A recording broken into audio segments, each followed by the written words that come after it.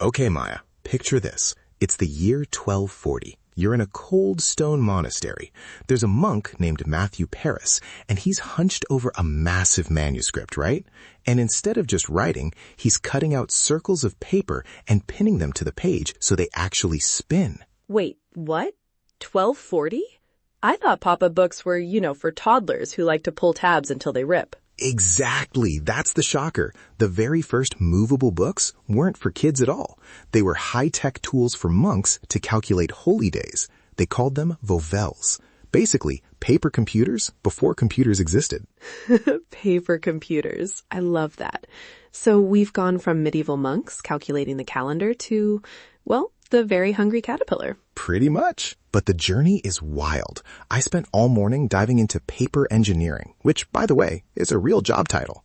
It's like being an architect, but your building has to fold flat and fit into a pocket. Paper engineering. That sounds incredibly delicate.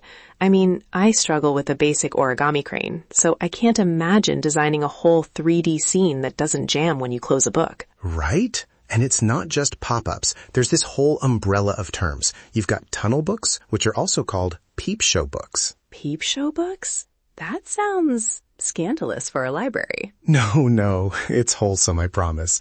Imagine a set of pages bound with accordions on the side. You look through a hole in the cover and see this deep, dimensional scene.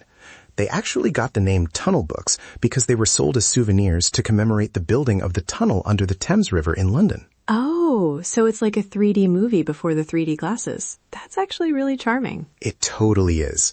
And then you have transformations. These are my favorite.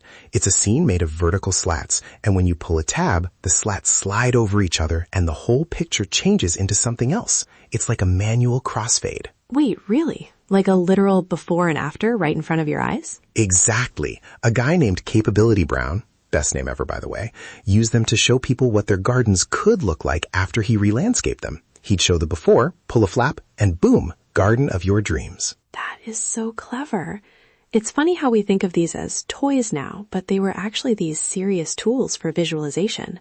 Anatomy, astronomy, secret codes. Oh, for sure. Doctors use them to show layers of the human body. Flap 1, skin. Flap 2, muscles. It's a bit more medical than Cinderella, but the tech is the same. I think I'll stick to the fairy tales.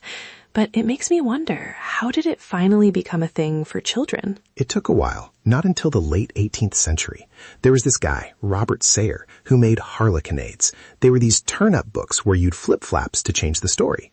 But the real golden age was the 1960s. This guy, Waldo Hunt, the king of pop-ups, basically revived the whole art form. He even produced a pop-up book for Andy Warhol. Andy Warhol? That sounds like a collector's item. Oh, it is. It had a pop-up tomato paste can and even an inflatable silver balloon.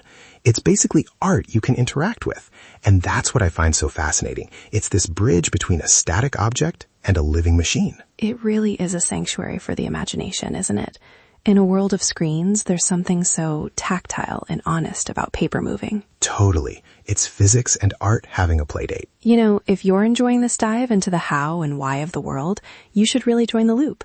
We're here every day exploring things just like this. So maybe hit subscribe and get your daily curiosity fix with us. Nice one. Seriously though, the modern stuff is insane. Have you seen the Star Wars pop-up by Matthew Reinhardt? The New York Times said calling it a pop-up book is like calling the Great Wall of China a partition.